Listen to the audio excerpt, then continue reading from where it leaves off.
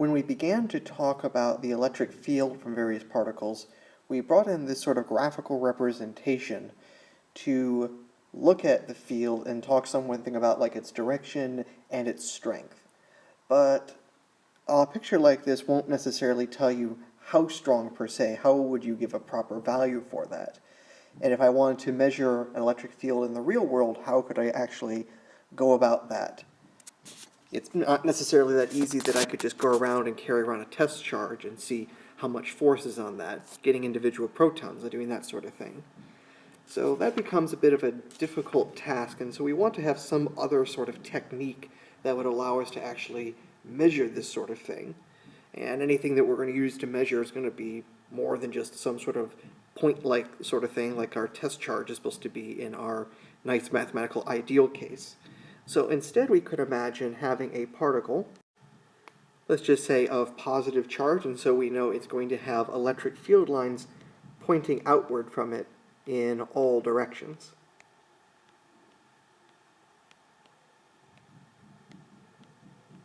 And if we were to say then we had some sort of sheet over here,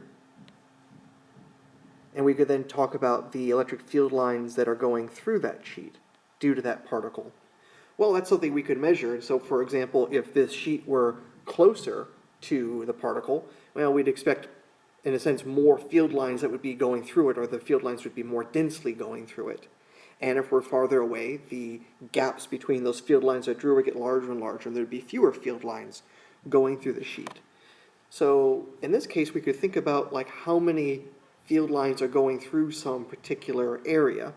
And the way we're going to define this as the electric flux. The symbol we try using for the flux of the electrical form, we use the capital letter phi, or phi I should say, that's the more correct Greek pronunciation. And so the electric field should be proportional to two things, we would think. It should be proportional to how strong the electric field actually is.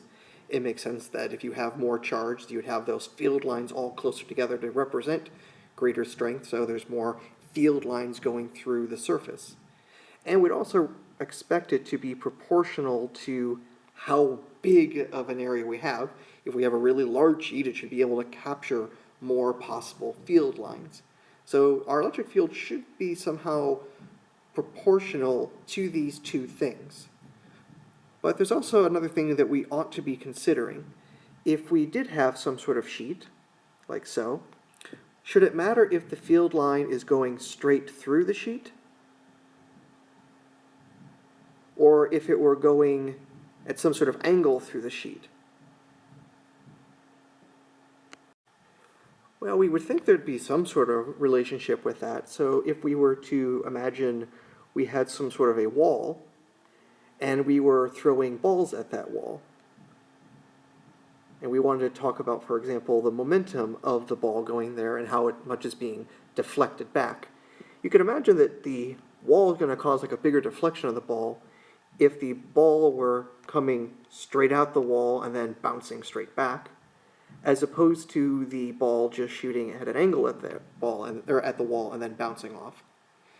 And if the angle were shallow enough, then it really wouldn't matter too much. Now, why was that? Well, if we have, say, this vector here for the velocity, it's going to have an x and a y component. In this sort of bounce, and if we set up a proper coordinate system of x and y, and you should always have a good coordinate system, we'd see that the y component really shouldn't be affected at all by hitting this wall, while the x component is going to be reversed. So it's the case that the more this vector is along the y-axis, the less that there would be that's basically hitting the wall and being bounced back. That same sort of principle then we want to think about also in the case of these field lines. If the field line were going parallel to the sheet, well, then it's not really passing through at all. So it's only the amount of the field line that is perpendicular to the sheet, or normal to the sheet to use some math terms, is the amount that matters, because what isn't normal when we've broken up the vectors is that which is parallel to it and which isn't actually going through the field, through the sheet. So in that case, we need to also have an angular bit to this. So let's imagine then the field lines going through this sheet, which is going to be represented by this black line that we're looking edge on. We want to measure the angle in question with respect to the normal of that sheet. So if this red line represents the normal angle or perpendicular to that sheet, then any sort of field that is going through, any field line that's going through like so, is going to produce some sort of angle with that. Now, the smaller that angle is, the closer it is to going perpendicular to the sheet, then we should get more of that E field. So we'd see that basically if this is some sort of E field vector, then it's going to be only a component of that that will be going through the sheet. So to properly draw this, we're going to be looking at the component that is going to be the it's going to be what would be looking like the adjacent side to that angle that we have drawn here. That's the component that's going perpendicular to the surface. So in that case, we can write our electric flux as capital Phi, and it should equal the strength of the electric field, the area in question, and cosine of theta, where theta is the angle then between normal to that surface and the E field vector itself. So far, though, this is just talking about like one E field vector. We know we're going to have a lot more than that, so we basically have to sum up a whole bunch of contributions of each E field line. And again, we can do the same sort of approximation in effect that we did before when it came to a continuous distribution of charge. There's going to basically be a continuous amount of electric field. We're not going to have a bunch of finite, easy-to-count electric field lines. We're really going to have like a continuous distribution. So to write out this equation even more carefully, more formally, and also to take into account the aspect of there being vectors, we need to do the following changes. Let's go ahead and move these out of the way for the moment. So, like I say, we're going to basically be summing up every little bit of electric field that is going to be going through some certain area. So, if we then are rewriting this, we'd have to then sum up every bit of electric field, and we need to do that for every little bit of surface area that we are measuring over. And we want to do this in such that the area that we're looking at gets nice and infinitesimal, nice and small bit, and see how much electric field is going through that, and then summing up over all those little infinitesimal regions. Well, this again sounds like what you would expect then.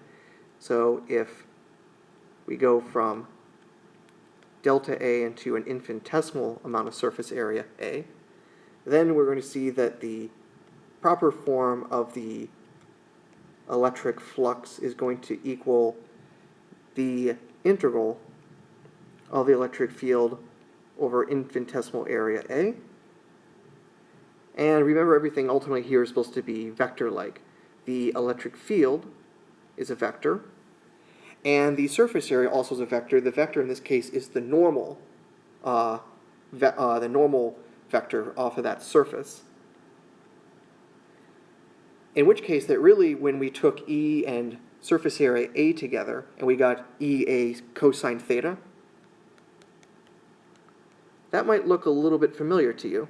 If you remember back to first semester physics, that's actually the dot product of two vectors, where cosine theta is the angle between the two. And that means that the flux we're going to actually have is a scalar, so it's not going to have any vector component. So remembering that, we'll go back to our proper definition down here. And so we have to include the vector component of the electric field, dot product with the vector component of the infinitesimal area. And in that case, what we're taking an integral over as dA as the surface area, so this is a surface integral. That might sound a little bit scary. It doesn't seem like the sort of normal limits that you would be taking integration over. It's not quite as obvious, but this is basically just to start getting the formalism along. A few applications, it'll be more clear what you want to do with this. Now, we don't want to talk about just any surface. That can get a little bit boring. And if we just have a sheet standing out in the middle of space, it's not the most interesting sort of thing. It's just quite simple measurements. But what if we had more complicated surfaces and electric fields going through those? In fact, the most interesting thing we could think about is actually some sort of surface that encloses some source of electric field. So we can imagine that we had some sort of charged particle, and if we were to draw some sort of surface that would completely enclose it, something that would be three-dimensional, maybe something somewhat spherical. Now, if this is just some sort of point charge particle, then we know it's going to have electric field lines all shooting out, radially outward if this charge is positive, and we'll say red is positive, so just to make it nice and simple. So in this case, we have a sphere enclosing this charge, and the surface of that sphere is then being intersected by a whole bunch of field lines. So the question is there some way of then possibly relating this surface area of this sphere, the electric field going through it, the charge of the particle, some way of actually trying to put these sorts of things together? Well, one of the things that in this nice case is that if the sphere that we've drawn is perfectly centered around that charge, then you're going to expect that every time the radially outward field line is reaching the surface of that sphere, that those are going to be perpendicular. Basically, if you have a circle and you are looking from a point out to that circle, that's the radius of your circle. Well, if you remember geometry, is that the radius is always going to be perpendicular to the surface of that circle. If you were to draw a tangent vector right there, tangent line right there, you'd expect those two lines to be perpendicular. Well, the same thing is going to be happening here in this case. So that actually makes things a bit simple. So when we're actually taking the dot product of E dot dA, it's going to be very simple, because if they're always at 90 degrees to each other, well, then it's just now going to simplify to EA.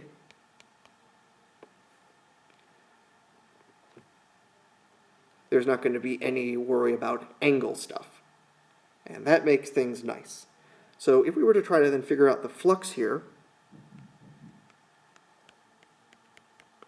then we would be taking the integral of E dot dA.